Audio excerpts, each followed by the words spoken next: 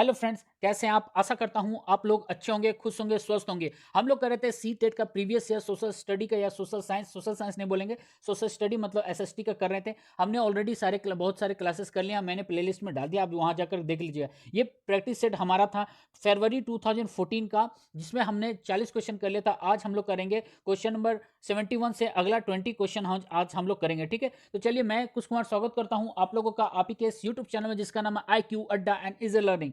एक और बात मैं बोल देता हूँ, डिस्क्रिप्शन बॉक्स में मैं सब कुछ डाल दूंगा, फेसबुक का लिंक, इंस्टाग्राम का लिंक, जो जहां पर मैं आ चुका हूं आप लोगों के लिए। ऐसे जाकर सर्च करिएगा कुश कुमार 8943, वहां पर मैं आपको मिल जाऊंगा, आप मुझे फॉलो कर सकते हैं। साथ ही साथ मैं व्हाट्सअप ग्रुप भाई बना दिया, उसका भी लिंक मैं डिस्क्रिप्शन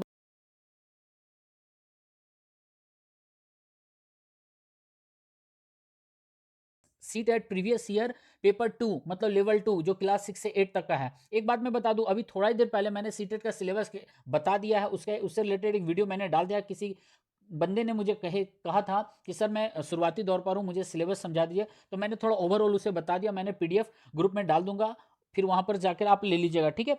तो चलिए क्वेश्चन अब स्टार्ट करते हैं। तो आज सोशल स्टडी का पैडागोजी का सेक्शन है, तो हम लोग स्टार्ट करते हैं, ठीक है। चलिए अब, तो आज का पहला क्वेश्चन क्या कहता है? आज का पहला क्वेश्चन है क्वेश्चन नंबर 71 से। पहले वाले पार्ट आप जाकर प्लेलिस्ट में देख लीजिएगा, मैंने प्लेलिस्ट बना दिया है, सी टेड PYQ SST के नाम पर होगा, ठीक है। आप वहां जाकर के देख लीजिएगा जितने भी हमने क्लासेस किए हैं, ठीक है। तो आज का पहला क्वेश्चन है, कहता है वर्तमान स्कूली आधारित आकलन में पारंपरिक वह परीक्षा की किस विशेषता को शामिल नहीं किया जाता है। कह रहा है जो आजकल के जो स्कूल का जो माहौल है, उसमें पारंपरिक परीक्षा का विशेषता जो भी होता है, ठीक है, पारंपरिक परीक्षा का जो विशेषता, उसको हम लोग शामिल नहीं करेंगे। यहाँ पर टर्म हमारा पूछ रहा नहीं के टर्म में, ठीक है। तो कौन सा टर्म हम नहीं यूज करेंगे? चार ऑप्शन है, क्या कहता है ऑप्शन देखेंगे। पहला ऑप्शन कहता है सुव्यवस्थित क्रमबद्ध अधिगम पर बल देना। दूसरा कहता है अधिगम के केवल शैक्षणिक पक्ष पर बल देना। तीसरा कहता है शिक्षार्थियों की आवश्यकताओं पर विचार करना। चौथा कहता है एक दूसरे के निकट शिक्षार्थियों, शिक्षक और अभिभावकों के बीच सौहार्द का। जल्दी से बताइए। देखिए, हमने पढ़ा था और आपने भी पढ़ा होगा कि जो टर्म केवल वाले शब्द होते हैं ना, ओनली जिसमें लगा हो, वो टर्म खास करके एलिमिनेट करते हैं हम लोग, मतलब उसे हटाते हैं ऑप्शन से। तो यहाँ पर ऑलरेडी नहीं पूछा, नॉट पूछा है, और केवल वाले शब्द एक यहाँ हमें दिख रहा है इस जगह पर। तो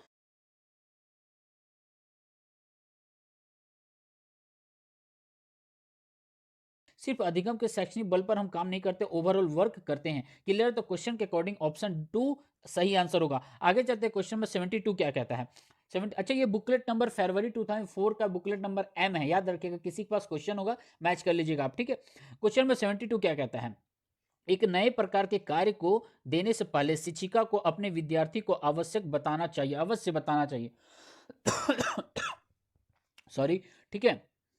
फिर से मैं क्वेश्चन पढ़ता हूँ। एक नए प्रकार के कार्य को देने से पहले शिक्षिका को अपने विद्यार्थी को अवश्य बताना चाहिए। मतलब कोई एक वर्क देना है, असाइनमेंट देना है, प्रोजेक्ट देना है, तो टीचर अपने बच्चे को पहले क्या बता देगी उसके बारे में।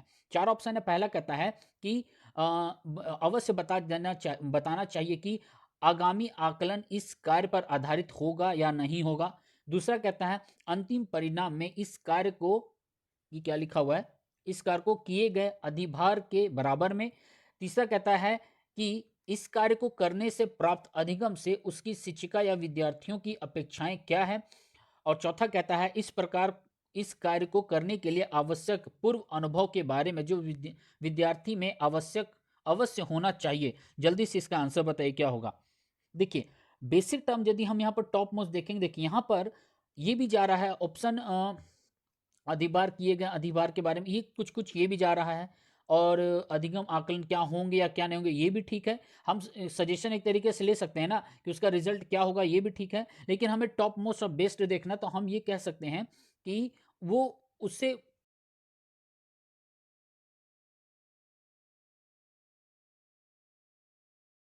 करने के लिए आवश्यक पूर्व अनुभव के बारे में जो विद्यार्थी में अवश्य ही होना चाहिए। देखिए, यहाँ पर टर्म जो आ रहा है ना, अवश्य ही होना चाहिए, ये ही वाले वर्ड है ना, इसलिए गलत इसे कर रहा है। तो सीधा सीधा आंसर मैं 3 के साथ जाऊंगा कि वो बता रहा है कि उससे वो क्या उम्मीद लगाई है कि आपको जो असाइनमेंट दिया तो टीचर में कुछ ना कुछ तो सोचेगी ना। देखिए, अपेक्षा हम जनरली करते नहीं है बच्चों से, लेकिन यहाँ पर क्वेश्चन के अकॉर्डिंग यहाँ पर एक ही ऑप्शन छट रहा है कि हम कुछ ना कुछ उससे उम्मीद तो लगाएंगे कि आपकी रिजल्ट क्या आपका होगा, है ना।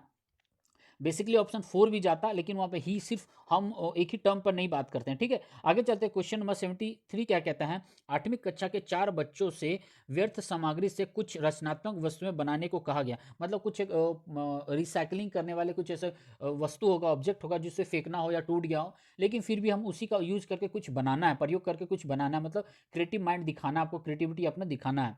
तो आगे कहता है, कार्य पूरा होने पर शिक्षक ने निम्नलिखित टिप्पणियां दी। तो कार्य पूरा किया, उस पर शिक्षक ने कुछ अपना टिप्पणी दिया है। क्या दिया है, तो इस सूचना के आधार पर सबसे अधिक रचनात्मक बच्चे को चुनिए। तो 4 तरीके का टिप्पणी किया है, तो किसके लिए कौन सा अच्छा बात कही है टीचर ने, उससे हमें निकालना है। बात समझ में आ गया, ठीक है। तो पहला ऑप्शन कहता है, अधिकांश समय कल्पना का प्रयोग करता है, महंगी सामग्री प्रयोग ना करने के प्रति सचेत। दूसरा ऑप्शन कहता है, शिक्षक के साथ निरंतर चर्चा करता है और हर कदम पर उसकी स्वीकृति लेता है। देखिए, बच्चा हर कदम पर टीचर का ही गाइडलाइन लेने लगेगा तो अपना वो क्या करेगा, क्रिएटिविटी नहीं ना कर पाएगा पूरी तरह से, वो तो एक रोबोट का काम हो जाएगा, रिमोट टीचर हो जाएंगे, जो रिमोट जैसा दबाएंगे वो।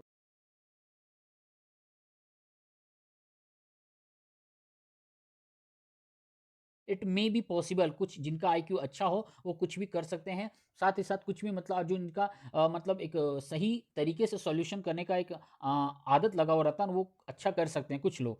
लेकिन ऑप्शन देख लेते हैं आगे। फोर्थ कहता है, कौशल से परिपूर्ण तथा व्यर्थ सामग्री को उत्पादक वस्तुओं में बदलने की दृष्टि रखता है। जी, ऑप्शन 4 सही जा रहा है। एक बच्चा कोई भी बेकार पड़े चीज़ों को एक अच्छा रूप उसको दे सकता है, ये पॉसिबिलिटी यदि सेंटेंस में आ रहा है तो वो सही है। ऐसे मैं पढ़ लेता हूँ ऑप्शन 1 फिर से, अधिकांश समय कल्पना का प्रयोग करता है, महंगी सामग्री प्रयोग ना करने के प्रति सचेत। नहीं, अधिक समय पर सिर्फ कल्पना करेगा, महंगी सामग्री की बात कर रहा है यहाँ पर, ऐसा कुछ है नहीं।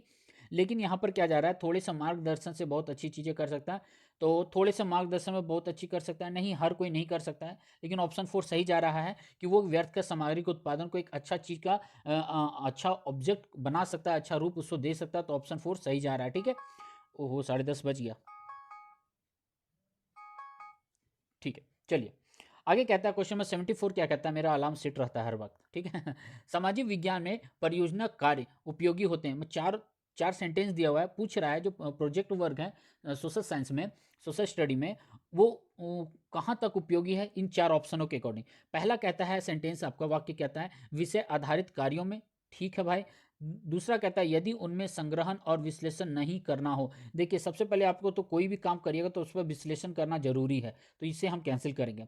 तीसरा कहता है, यदि पाठ्य सामग्री के अंतर्गत संदर्भों पर आधारित हो, यदि पाठ्य सामग्री के अंतर्गत संदर्भ पर आधारित हो, चलिए ठीक है। चौथा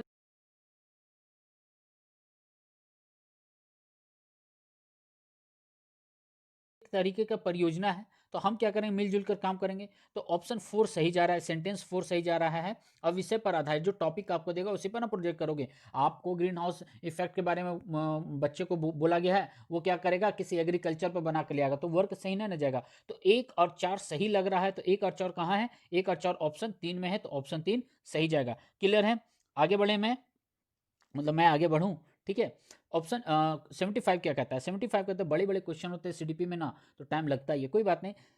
75 कहता है, सामाजिक विज्ञान के अध्यापक के लिए क्षमता निर्माण कार्यक्रम अनिवार्य है। मतलब सामाजिक विज्ञान का जो टीचर है उस पर क्या होता है, इसेंशियली कैपेसिटी बिल्डिंग प्रोग्राम, या फिर हाँ प्रोग्राम लिखा हुआ है, कैपेसिटी बिल्डिंग प्रोग्राम उनमें होना चाहिए, ठीक है। क्योंकि क्योंकि पूछ रहा है, वाई या बिकॉज पूछ रहा है, ठीक है। ये उनकी व्यवसायिक प्रगति से संबंधित है। टीचर का व्यवसायिक प्रगति से कोई संबंध खाता नहीं है जी, ठीक है। मतलब यहाँ पर क्या करना है, बच्चों को रखना है, टीचर का प्रोग्रेस नहीं देखना है, ठीक है, पहले बच्चे का प्रोग्रेस देखना है। आंसर नहीं होगा ये। दूसरा कहता है, उनके वेतन में वृद्धि क्षमता निर्माण कार्यक्रम पर निर्भर करती, ये भी हटाएंगे।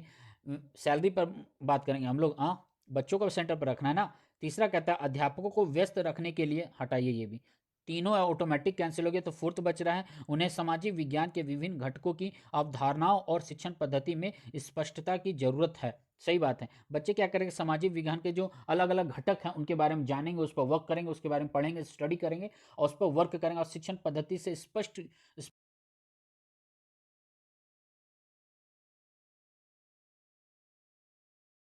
In different component of social science. Clear है यहाँ पर, तो ऑप्शन 4 सही जा रहा है। 76 क्या कहता है, 76 कहता है, सामाजिक विज्ञान की किसी कक्षा में निम्नलिखित में से कौन सा तरीका यह समझाने के लिए उपयुक्त है कि ग्रामीण क्षेत्रों में सार्वजनिक और खुले स्थान तेजी से लुप्त हो रहे हैं। मतलब क्वेश्चन अब यहाँ पर कह रहा है कि सामाजिक विज्ञान विज्ञान की किसी कक्षा में, यही है ना, हाँ ठीक है, सामाजिक विज्ञान की किसी कक्षा में निम्नलिखित में से कौन सा तरीका यह समझाने के लिए उपयुक्त है कि ग्रामीण क्षेत्रों में सार्वजनिक और खुले स्थान तेजी से लुप्त हो रहे हैं। मतलब ये कह रहा है कि ग्रामीण क्षेत्रों में क्या बोलते हैं, कुछ सार्वजनिक और मतलब public and private properties land लुप्त हो रहे, गायब हो रहे हैं। ठीक है, तो उसका कारण पूछ रहा है। पहला कह रहा है कंप्यूटरों की सहायता से प्राप्ति करना। 1 मिनट, कारण नहीं पूछ रहा है ना, निम्नलिखित में से कौन सा तरीका है समझाने, अच्छा तरीका पूछ रहा है कि वो लुप्त हो रहा है तो उसके बारे में बताना है, कौन सा तरीका से उसके आप बता सकते हैं। ठीक है, तो बोल रहा है कंप्यूटर की सहायता से प्रस्तुति करना, कंप्यूटर की मदद से हम उसको बताएं कि देखिए ये फलाने फलाने जगह ऐसे ऐसे लुप्त हो रहे हैं। दूसरा ऑप्शन कहता है निर्धारित पाठ्य सामग्री के आधार पर परिचर्चा। तीसरा कहता है सर्वेक्षण परियोजना। चौथा कहता है विषय पर समूह चर्चा। देखिए हम क्या करेंगे, सर्वेक्षण करने यदि जाएंगे ना, वहाँ पर ऑन फील्ड केस स्टडी करेंगे, ऑन फील्ड जाएंगे, ऑन द स्पॉट जाएंगे, तो अच्छा हमको नॉलेज होगा, हम जानकारी इकट्ठा कर पाएंगे कि वो क्यों लुप्त हो रहे हैं जगह, प्राइवेट और पब्लिक प्रॉपर्टीज। क्लियर है, आगे चलते हैं। कहता है 77, राष्ट्रीय शिक्षा नीति एनपीई फुल फॉर्म लिख लीजिए आप इसका। ठीक है, the national policy on education. ठीक है, एनपीई। ठीक है,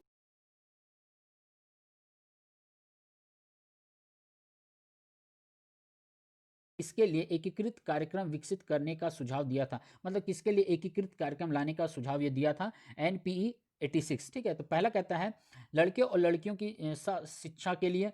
दूसरा कहता है मानसिक रूप से विकलांगों की शिक्षा के लिए। तीसरा कहता है विकलांग बच्चों के नियमित स्कूल में पढ़ने के लिए, यही ऑप्शन होना चाहिए। और चौथा कह रहा है विकलांग बच्चों के विशेष स्कूल में, विशेष स्कूल में पढ़ने के लिए। देखिए ये नियमित, मतलब नियमित स्कूल में पढ़ना है, विकलांग हो या जैसा भी हो, सामान्य हो, सबको एक नियमित विद्यालय भेजना है, इसका ये सिफारिश था। सीधा सीधा है, आपको पढ़ना पड़ेगा ही इसका। ठीक है, अगला चलते हैं क्वेश्चन नंबर 78।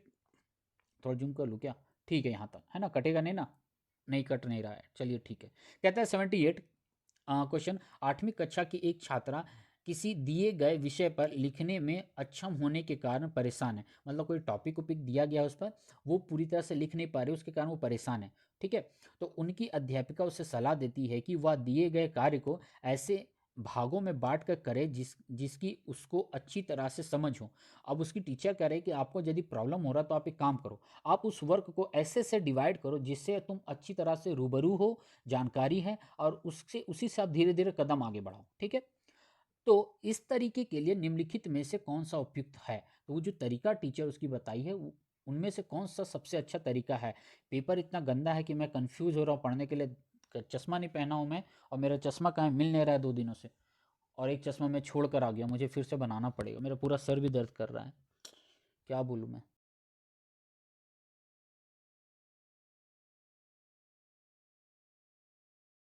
मैं क्या करूँ, पूरा मेरा सर दर्द कर रहा है।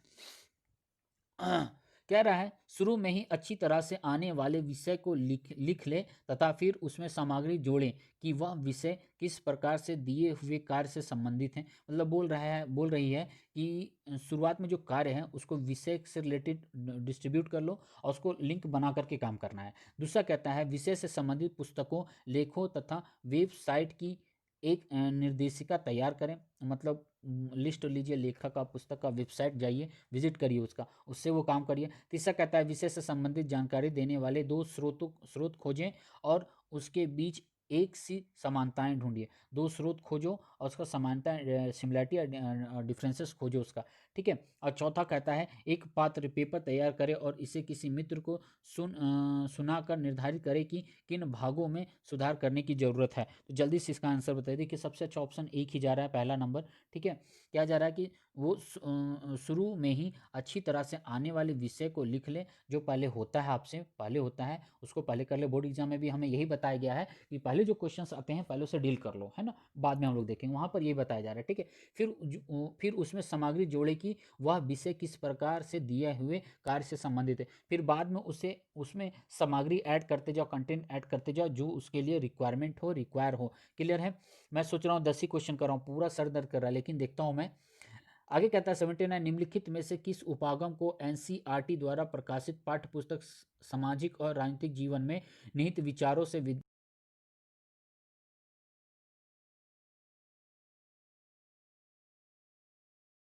पाठ्य पुस्तक में जो सामाजिक विज्ञान और सामाजिक और राजनीतिक विज्ञान में जो टॉपिक्स हैं वो स्टूडेंट्स के लिए कितना उपयोगी हो, उससे कितना अवगत हो सके, ठीक है, इस पर बल दे करके सवाल पूछा गया। तो पहला कह रहा है घटनाक्रम हम उसमें ऐड करेंगे, ग्राफ ऐड करेंगे, चार्ट ऐड करेंगे या कहानी बोर्ड ऐड करेंगे। इसका आंसर जाएगा कहानी बोर्ड। यदि हम देखिए ये सोशल साइंस है ना, तो कहानी के माध्यम से हम क्या करेंगे, उसको समाज के बारे में बताएंगे, अपने क्या बोलते हैं पूर्वजों के बारे में बताएंगे, अपने समाज की कंडीशन बताएंगे, ज्योग्राफिकल कंडीशन बताएंगे, है ना, इतिहास बताएंगे, तो उससे वो मतलब फ्रेंडली हो सकेंगे। तो इसलिए एनसीईआरटी ने इस पाठ्यक्रम को सामाजिक और राजनीतिक विज्ञान में जोड़ने के लिए सलाह दिया था, ठीक है।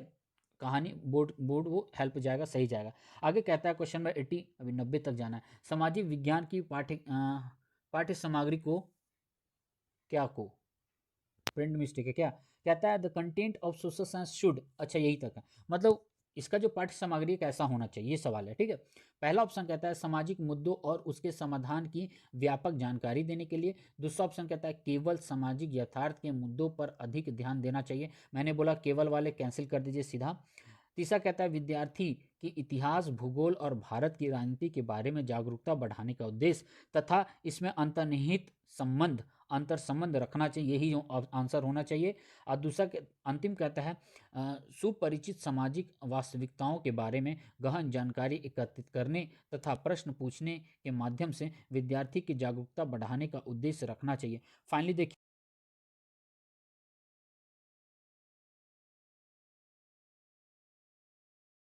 ठीक है, देखिए इसका ऑप्शन जाएगा, ऑप्शन 4 जाएगा, ठीक है। क्यों, क्योंकि वो ऑप्शन छठ यहाँ पर ठीक है, आप इसको इसके बारे में जागरूक करेगा, उसको उद्देश्य से जोड़ेगा, अंतर समझ जानेगा, लेकिन यहाँ पर कुछ और बोल रहा है। यहाँ बोल रहा है कि वो वास्तविकताओं के बारे में भी पूरा कंप्लीट जानेगा, प्लस जागरूक भी होगा और उसके उद्देश्य के साथ काम करेगा, ठीक है। तो यहाँ पर सिर्फ एक दो एलिमेंट है, यहाँ पर 3 एलिमेंट हमें दिया गया है, तो ऑप्शन 4 जाएगा। क्लियर है। आगे चलते हैं, क्वेश्चन में 81 क्या कहता है, कहता है पाठ्य पुस्तकों को सभी क्षेत्रों और सामाजिक समूहों का प्रतिनिधित्व करने वाला बनाने के लिए। तो बोल रहा है पाठ्य पुस्तकों को सभी क्षेत्रों और सामाजिक समूहों का प्रतिनिधित्व करने वाला बनाना है, ठीक है। तो कौन सा ऐसा कंटेंट हम चुनेंगे जो जिसमें सभी क्षेत्र आ जाएं सामाजिक विज्ञान में। तो पहला ऑप्शन कहता है पाठ्य पुस्तकों में सभी क्षेत्रों और सामाजिक समूह से संबंधित सामग्री जोड़नी चाहिए, ठीक है। सभी सामग्री जोड़ेंगे, जो हमारे जो क्षेत्र हैं या सामाजिक लेवल पर जो भी टॉपिक्स हमारे हैं, कंटेंट हैं, सबको उसमें जोड़ देना है। दूसरा कहता है स्थानीय संसाधनों से प्रासंगिक स्थानीय सामग्री शिक्षण अधिगम प्रक्रिया का भाग होना चाहिए। तीसरा कहता है पाठ्य पुस्तकें देश की सभी भाषाओं विशेषता भारतीय संविधान की सूची 8 में दर्ज भाषाओं में लिखी जानी चाहिए। चौथा कहता है क्षेत्रों के बीच समान मुद्दों को केवल इसलिए उजागर किया जाए ताकि संघात्मक गणतंत्र की भावना को प्रोत्साहित मिले। जल्दी कीजिए, इसका आंसर क्या आ जाएगा। देखिए, ये पूछ रहा है कि पाठ्य पुस्तक में सभी क्षेत्रों और सामाजिक समूह का प्रतिनिधित्व करवाना है, तो ऑप्शन 1 सही जा रहा है, ठीक है। ऑप्शन 1 सही जा रहा है कि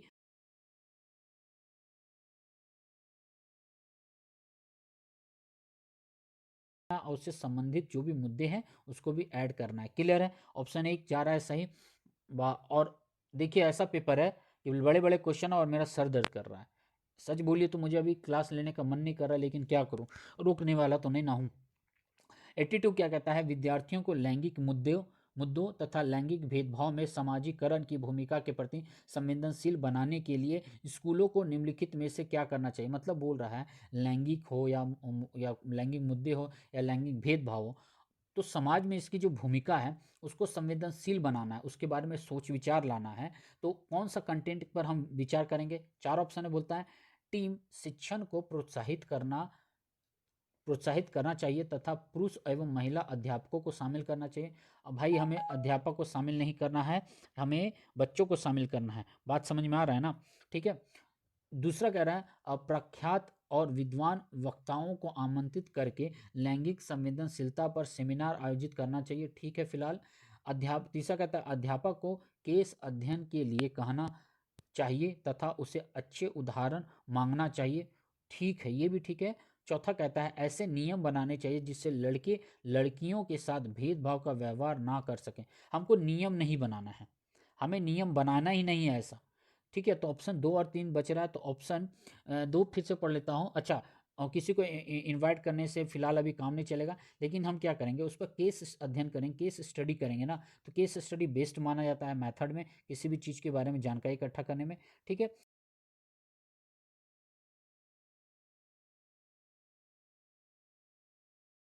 जान पाएंगे इस स्टडी में माहौल क्या है। ठीक है, अब थोड़ा सा साफ आ रहा है टेक्स्ट। थैंक्स भगवान, थैंक यू। चलिए आगे कहता है, राज्य सरकार के कार्यों पर चर्चा करते हुए स्वास्थ्य, जल, यातायात इत्यादि से संबंधित मुद्दों पर चर्चा की जा सकती है, जिससे मतलब राज्य सरकार के अंतर्गत स्वास्थ्य हो गया, जल हो गया, यातायात, इस पर चर्चा करना है। जिससे क्या होगा, विद्यार्थियों को इन मुद्दों पर उनके राज्य द्वारा किए जाने वाले प्रयासों की जानकारी मिल सके। दूसरा कहता है विद्यार्थियों को इन क्षेत्रों में सरकार की भूमिका को याद करवाया जा सके। सरकार की भूमिका हम लोग क्यों याद करवाएंगे, है ना, ये इसे कैंसिल हम करते हैं। ठीक है, तीसरा कहता है शिक्षार्थी इन मुद्दों को समझने तथा इन पर आलोचनात्मक विचार बनाने के लिए स्वतंत्र हो। जी, यही ऑप्शन होना चाहिए। ऐसे फोर्थ देखते हैं, विद्यार्थियों को सभी के लिए बेहतर सुविधा पाने हेतु आंदोलन आयोजित करने के लिए सजग किया जाना चाहिए। भाई हमें उसे आंदोलनकारी नहीं बनाना है, ठीक है, लेकिन थर्ड सही जा रहा है, हम उसे स्वतंत्र छोड़ सकते हैं, फ्रीडम है उसे, बच्चों को देंगे, उसे खुलने का मौका देंगे कि वो अपने विचार व्यक्त कर सके, अपने विचारों को सामने रख सके। ठीक है, कोई भी टॉपिक पर हम चर्चा करते हैं सोशल साइंस में कि वो सरकार के मुद्दे क्या क्या हैं, सरकार को क्या क्या काम करने चाहिए, बात सही है, सही गलत क्या है उस पर। ठीक है, आगे चलते क्वेश्चन नंबर 84 क्या कहता है, राष्ट्रीय पाठ्यचर्या की रूपरेखा 2005 एनसीएफ, याद रखिएगा national curriculum framework 2005, full form पूछ लिया तो ध्यान दीजिएगा। 2005 प्रस्तावित करता है कि भूगोल पढ़ाया जाए, जिससे अब ये एनसीएफ 2005 बोलता है कि भूगोल को पढ़ाना चाहिए, ज्योग्राफी को ऐड करना चाहिए सिलेबस में, जिससे क्या होगा, सवाल है। ठीक है, ऑप्शन कहता है भारत की विविध भौगोलिक विशेषताओं की इसकी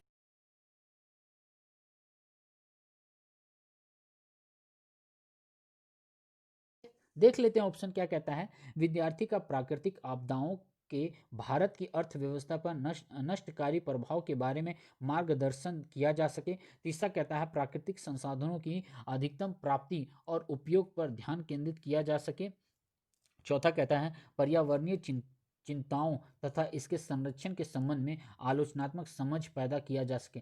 हाँ, ये चीज़ ठीक है, ऑप्शन 4 में जाऊंगा। ठीक है, भौगोलिक विशेषता, ऑप्शन 1 क्या था, भारत की विविध भौगोलिक विशेषताओं की इनकी आर्थिक विकास की भूमिका को जाना जा सके। और 4 क्या कह रहा है, पर्यावरण चिंताओं और मतलब तथा इसके संरक्षण के संबंध में आलोचनात्मक समझ पैदा किया जा सके। देखिए मुझे तो ये दोनों सही लग रहा है, ये दोनों सही है, ये दोनों सही है। पूछिए कैसे, हम भारत के डाइवर्सिटी, हमारा भौगोलिक डाइवर्सिटी है, ज्योग्राफिकल डाइवर्सिटी है, उसकी विशेषता के बारे में हम जानेंगे, साथ में साथ इसके आर्थिक विकास की भूमिका क्या है। आखिर कहीं ना कहीं मतलब ज्योग्राफी में हमारा इकोनॉमी ऐड होता ही है।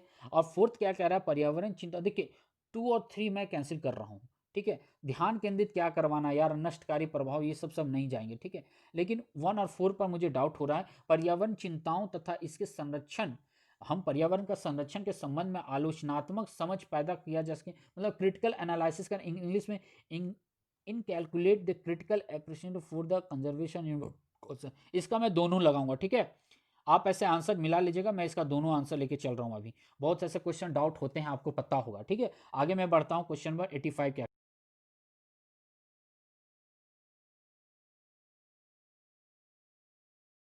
तो 4 ही जाएगा। यदि हमें बेस्ट देखना हो, टॉप में बेस्ट देखना है, तो 4 ही जाएगा, क्योंकि हम उसको संरक्षण पर ज़्यादा बल देंगे, है ना, बात समझ रहे हैं ना। अब सिर्फ यहाँ पर आर्थिक टर्म कोई नहीं ना देखेंगे, हम उसके संरक्षण भी तो होता है, खाली पैसे इनकम नहीं ना देखेंगे। ठीक है, समझ गया, लेकिन दोनों मैं फिलहाल अभी लेता हूँ। आगे चलते 85 कहता है सामाजिक विज्ञान की शिक्षण पद्धति और संसाधनों के बारे में राष्ट्रीय पाठ्यचर्या की रूपरेखा 2005 के अनुसार सामाजिक विज्ञान के शिक्षण के लिए निम्नलिखित में से किसको अपनाना चाहिए। बोल रहा है वही चीज़ दोबारा टर्म किया है, रिपीट किया हुआ लगता है क्वेश्चन, अभी जस्ट हमने पढ़ा है। जो रूपरेखा 2005 है, राष्ट्रीय पाठ्य रूपरेखा, कहता है कि सामाजिक विज्ञान को क्यों मतलब अपनाना चाहिए। एक सिंपल सा टर्म में आप समझिए। ऑप्शन कहता है ऐसी रणनीतियां जो विद्यार्थियों को लंबे समय तक तथ्य याद रखने में सहायता, हम चीज को याद नहीं करवाते हैं, हम चीज़ को याद नहीं करवाते, हम उसे समझाते हैं। ठीक है। दूसरा कहता है मानसिक मानचित्र जो सूचना को तुरंत याद कर, ये भी याद वाले हैं, ऐसे ही कैंसिल करेंगे। तीसरा कहता है ऐसे तरीके जो रचनात्मक और आलोचनात्मक परिप्रेक्ष्य को बढ़ाते हैं। वह अभी जस्ट 84 वाला था ना आलोचनात्मक, देखिए ऊपर आपको दिख भी रहा है फोर्थ वाले ऑप्शन में यहाँ पर आलोचनात्मक लिखा हुआ है ना। ठीक है, इसलिए यहाँ भी रचनात्मक आलोचनात्मक दोनों मिल रहा है, इसलिए रिपीट किया हुआ लगता है क्वेश्चन है इस टाइप का। फोर्थ कहता है ऐसा उपागम जिसमें बुद्धिमत्ता को बढ़ाने के लिए अधिक शिक्षण सहायक सामग्री शामिल हो। सिर्फ सहायक सामग्री शामिल कर देने से, पूरा भर भर के दे देने से नहीं होगा, लेकिन तीसरा नंबर ठीक जा रहा ऑप्शन, हम उसको ऐसे तरीके से जोड़ पाएं जिसमें बच्चे रचनात्मक रूप से विचार कर सकेंगे और आलोचनात्मक पहलू भी वो सामने रख सकेगा। क्लियर, तो ऑप्शन 3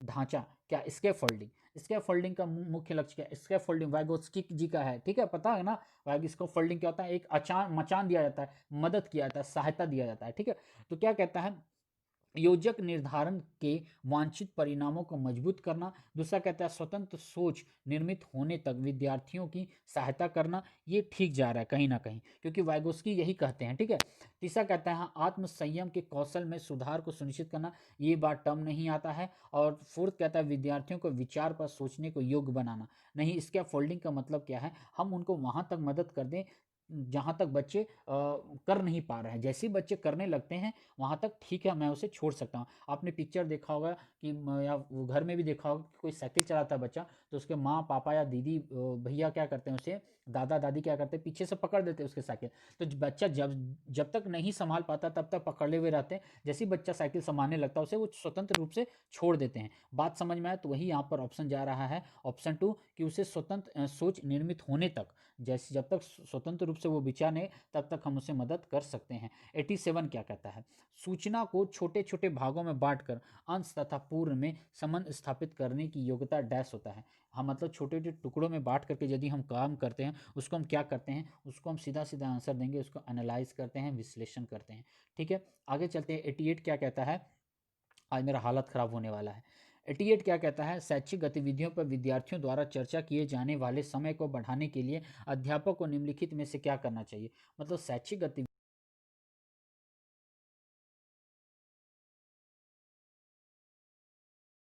करना, मतलब बच्चे कोई काम कर रहे हो उस पर और थोड़ा वर्क करें, तो इस पर टीचर क्या रोल निभाएगा।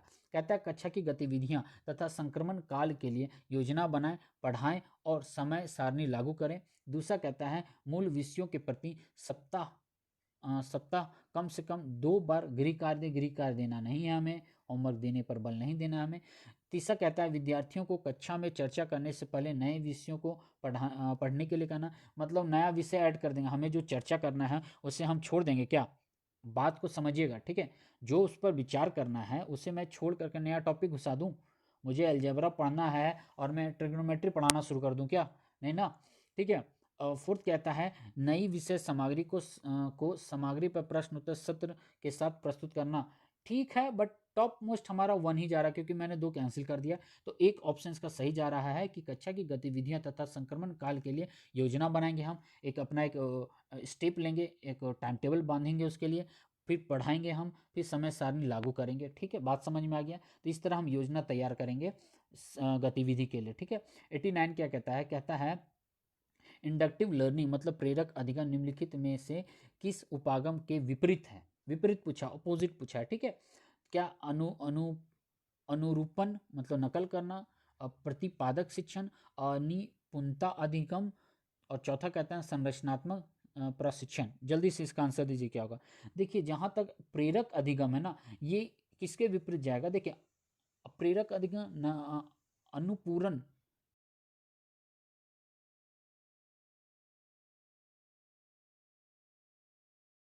पूछा है, तो दो, एक और दो में कोई एक आंसर होगा। प्रेरक अधिगम निम्नलिखित में से किस उपागम के विपरीत है ना।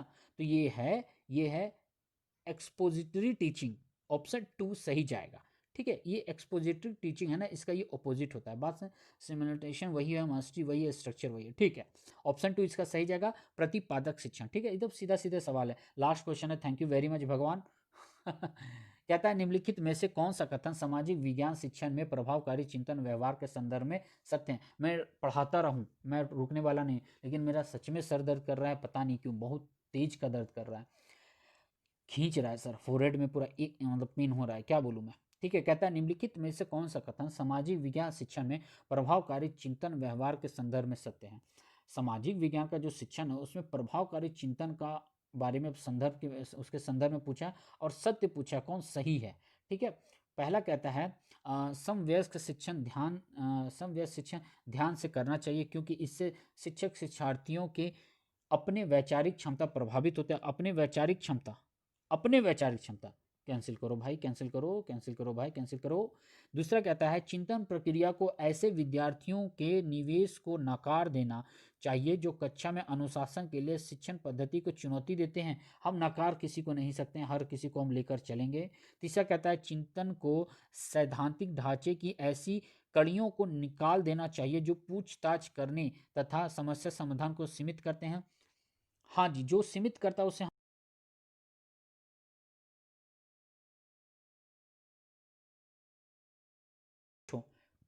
किसी को हम छोड़ेंगे नहीं ना, तो उसको क्या करेंगे, हम निकाल ही देंगे। अच्छा एक मिनट, क्या करना है, कड़ियों को निकाल देना चाहिए जो पूछताछ करने तथा समस्या, एक मिनट, थर्ड वाला मैं अभी रख रहा हूँ, थर्ड वाला मैं अभी रख रहा हूँ। फोर्थ कहता है अध्यापक को विश्वास तथा प्रत्येक अधिगम स्थिति के प्रति नमनीय वातावरण का निर्माण करना चाहिए। ये सही है, ठीक है, ये सही है, ये सही है। अध्यापक को विश्वास और प्रत्येक अधिगम स्थिति के नमनीय व्यवहार का निर्माण करना, मतलब एक बैलेंस एटमॉस्फेयर बनाना है, ट्रस्ट और फ्लेक्सिबिलिटी लाना है। देखिए हिंदी में आप कंफ्यूज जाएगा तो थोड़ा सा इंग्लिश पर ध्यान दीजिएगा, टर्म क्या यूज हो रहा है। मैं यही चेक करता हूँ यहाँ पर, जो आपको जो पढ़ाता हूँ तो हिंदी इंग्लिश दोनों में देखता हूँ, भले ही मैं हिंदी रीडिंग मारता हूँ बट नज़र मेरा दोनों तरफ रहता है। यहाँ पर टर्म क्या दिया हुआ है, एटमॉस्फेयर बनाना है, ट्रस्टफुल, प्लस क्या है, फ्लेक्सिबिलिटी लाना है, उसमें लचीलापन लाना है हमें। तो इससे क्या होता है, अच्छी तरह से माहौल बनता है, बच्चे भी पढ़ पाते हैं, टीचर भी खुश रहते हैं, बच्चे भी खुशी खुशी मजे मजे पढ़ते हैं। तो इसलिए निम्नलिखित में से कौन सा कथन सामाजिक विज्ञान शिक्षण को प्रभावकारी चिंतन व्यवहार के संदर्भ में सत्य है। तो हम इसको प्रभावी बना सकते हैं यदि हम उसमें फ्लेक्सिबिलिटी लाएंगे, लचीलापन लाएंगे, टाइट नहीं करेंगे, लिमिट में नहीं बांधेंगे। क्लियर है, ठीक है, समझ में आ गया। यदि नहीं समझ में आया तो फिर से वीडियो दिखेगा, कोई दिक्कत है कमेंट करिएगा। और आज के लिए सॉरी यदि लेट हो रहा हो तो, ठीक है, कोई बात नहीं, चलिए होता रहता है सब, ठीक है। थैंक यू वेरी मच, फिर मिलता हूँ मैं। घर पे रहिएगा, सुरक्षित रहेगा, बड़े से आशीर्वाद देते रहिएगा, छोटों को प्यार देते रहेगा। मैं ये बात हमेशा कहता हूँ, हमेशा कहता था और कहता रहूँगा, ठीक है। चलिए, राम राम, सबको सलाम, गुरु नानक देव जी को प्रणाम, ठीक है। थैंक यू वेरी मच, फिर मिलता हूँ, जरूर शेयर करिएगा इसे। चैनल पर आप नए तो सब्सक्राइब करके बेल आइकन जरूर दबाइएगा। Thank you very much.